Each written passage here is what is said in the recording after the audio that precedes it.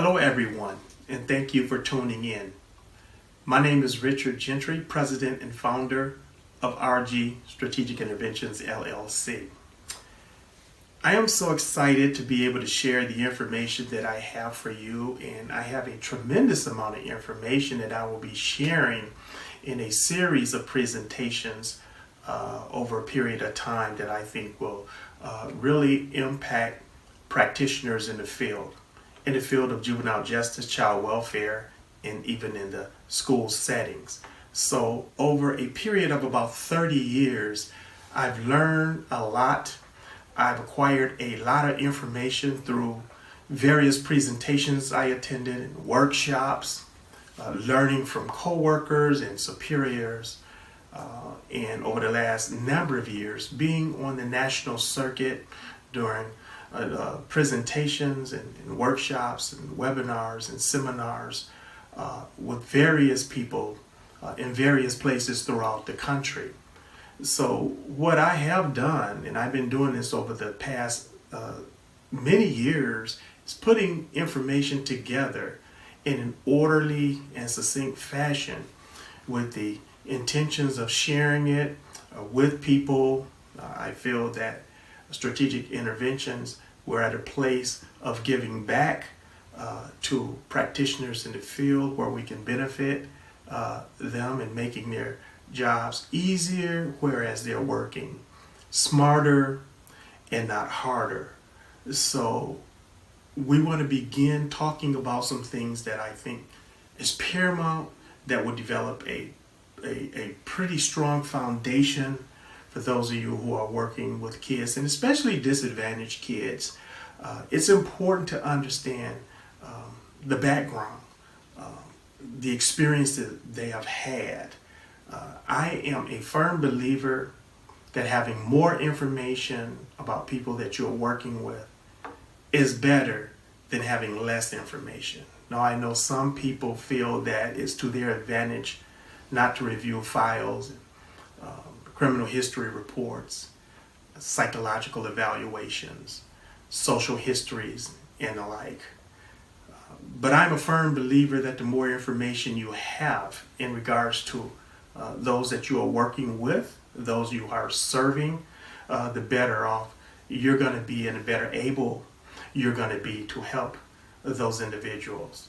So you're going to get a lot of great information, a lot of tips, a lot of suggestions that's going to benefit you. We have a lot of research that we've been able to dive into, evidence-based research.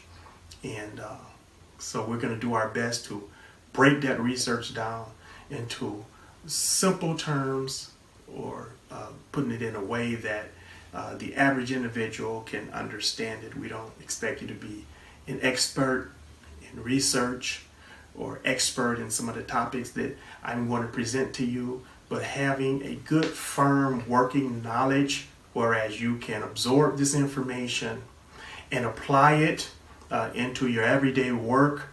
That's our goal, and that's our aim. Now, before I go any further, I want to share a story with you from the Bible that's pertaining to the Apostle Paul in the book of Acts.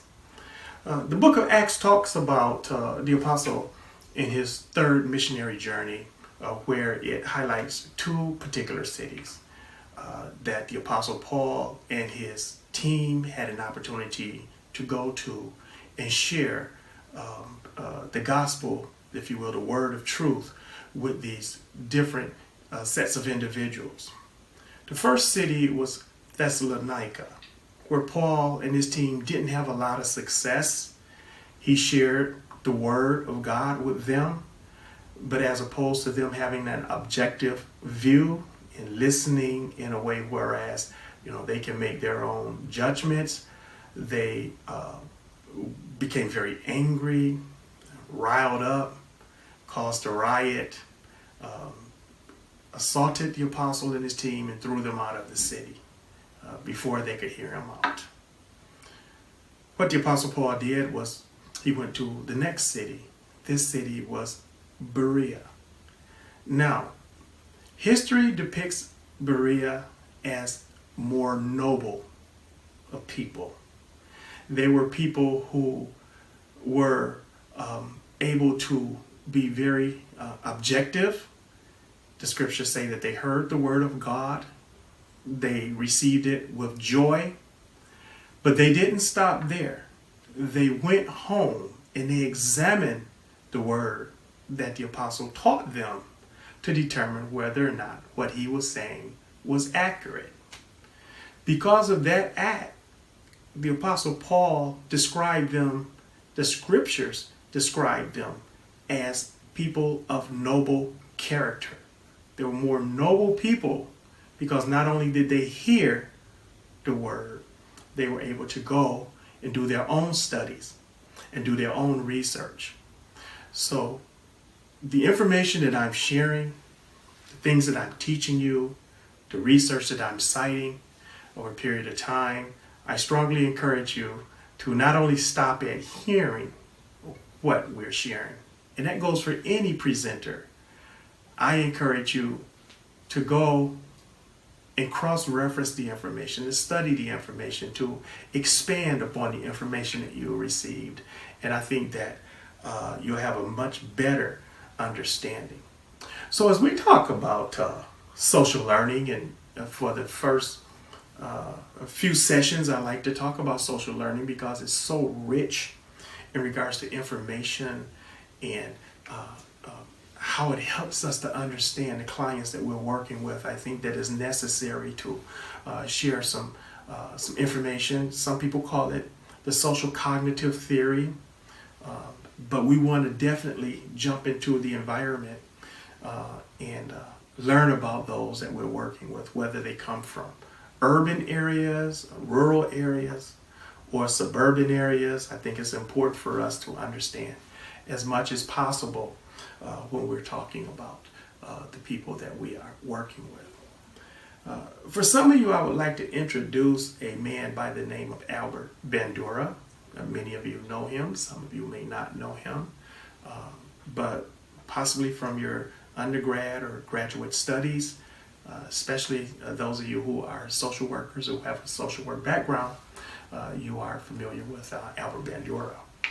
Albert Bandura is most known for, or best known for, his Bobo doll experiments, whereas he worked with young people and had the opportunity of having those young people view adults interacting with Bobo dolls, whereas they could not see the children. The children could only see the adults in a lab type setting.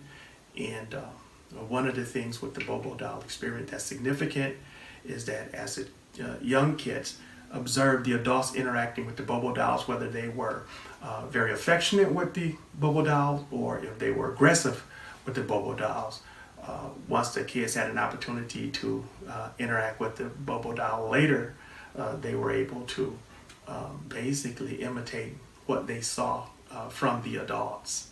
And so one of the things that comes from that experiment is that we know that people learn through observing others. Okay? So one of the foundational principles of social learning is observational learning. The social learning theory itself speaks a lot about observational learning, whether that learning is direct learning or indirect learning. And of course, self-efficiency, very important as well. So observational learning or social learning stresses the importance of imitation and modeling. People tend to behave or act as they see others behave and act in their environment. Those who have parents who are very loving and giving and caring and nurturing, they tend to grow up in a way whereas they can better attach with the world, have more trust in the world, and they're more comfortable with interacting with people. But then the opposite is true for those who have not had the experience of loving primary caregivers. They may not have the experience of someone they could attach to, someone that could provide a loving touch and care for them. Their experience of the world tends to be very different than that person who had that loving environment where they could attach to adults.